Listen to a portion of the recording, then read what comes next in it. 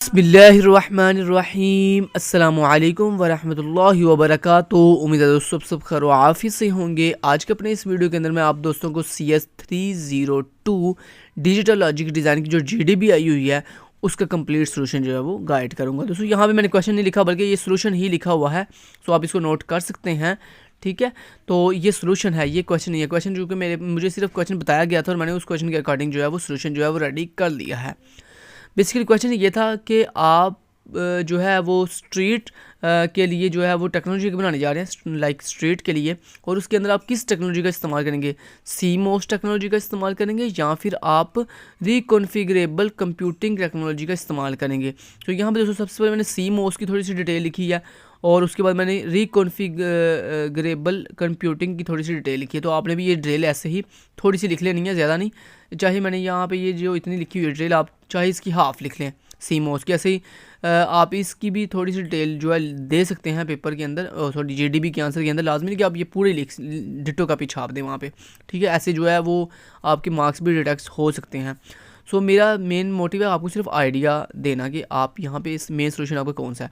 तो सबसे पहले दोस्तों मैंने CMOS टेक्नोलॉजी के जो एडवांटेज थे उसकी जो डिस्क्रिप्शन थी वो यहाँ पे लिख दी है कि CMOS technology being the foundation of most modern integrated circuit. दोस्तों ये एक बहुत ही मोस्ट मॉडर्न इंटीग्रेटेड सर्किट होता है। ऑफर्स रिलायबिलिटी, ये हमें रिलायबिलिटी ऑफर करता है। लो पावर कंजप्शन, और ये हमें लो पावर कंजप्शन जो है वो देता है। मतलब इसको यूज़ करने से हमारी जो पावर है बहुत ही लो कंजप्ट होती है।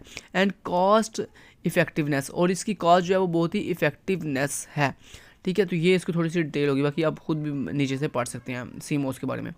उसके बाद अगर मैं बात करूं दोस्तों रिकॉन्फिगरेबल कंप्यूटिंग की, तो often represented by technologies like field programmable gate arrays offers the advantages of flexibility and adaptability. मतलब दोस्तों जो हमारे पास रिकॉन्फिगरेबल कंप्यूटिंग टेक्नोलॉजी होती है, ये हमें एक तो फ्लेक्सिबिलिटी प्रोवाइड करती है और दूसरा अडॉप्टेबिलिटी जो है वो प्रोवाइड करती है। ये इसका मेन जो है एडवांटेजेस हो गए। अब दोस्तों नीचे मैंने कंक्लूजन लिखा। सबसे पहले मैंने ऊपर क्या किया था, सबसे पहले मैंने ऊपर जो है CMOS की डिटेल लिखी है थोड़ी सी कि CMOS क्या होता है, ये हमें क्या क्या एडवांटेज प्रोवाइड करता है। उसके बाद मैंने रिकॉन्फिगरेबल कंप्यूटिंग जो टेक्नोलॉजी है उसकी थोड़ी सी डिटेल और जो है उसके एडवांटेज बताए हुए हैं। और फाइनली मैंने अपनी कंक्लूजन दी है। ये कंक्लूजन बेसिकली कि आप जो है इन दोनों में से किसका इस्तेमाल करेंगे, क्योंकि वहाँ पर आपसे पूछा गया था कि आप इन दोनों टेक्नोलॉजीज़ में से किस टेक्नोलॉजी का इस्तेमाल करेंगे। तो यहाँ पर मैंने नीचे कंक्लूजन दी है थर्ड पैराग्राफ के अंदर, therefore my preferred choice would be a hybrid approach. मतलब मैंने कहा मैं जो है ये प्रेफर करता हूँ कि मैं इन दोनों को ही यूज़ करूँगा, मतलब किसी एक को यूज़ नहीं करूँगा। क्यों दोनों को यूज़ करूँगा, अगर मैंने रीज़न बताई हुई है।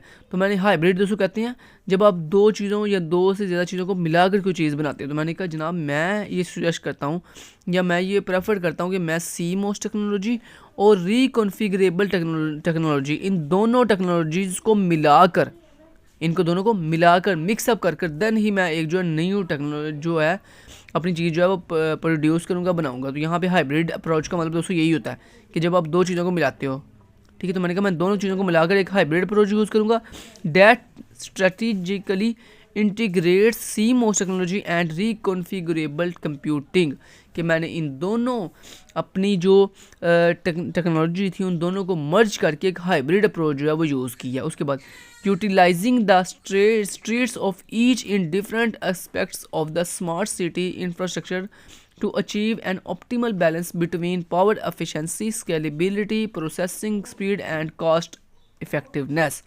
कहता है जनाब आप अपनी स्मार्ट सिटी के डिफरेंट जो इंफ्रास्ट्रक्चर होते हैं उनको अचीव करने के लिए उसके अंदर सबसे पहले क्या, पावर एफिशिएंसी इम्प्रूव करने के लिए, स्केलेबिलिटी हासिल करने के लिए, प्रोसेसिंग स्पीड हासिल करने के लिए एंड कॉस्ट इफेक्टिवनेस हासिल करने के लिए आप जो है हाइब्रिड अप्रोच का यूज़ करोगे। मतलब आप दोनों टेक्नोलॉजी को मिलाकर देन ही अपना सिस्टम जो है वो डिज़ाइन करेंगे।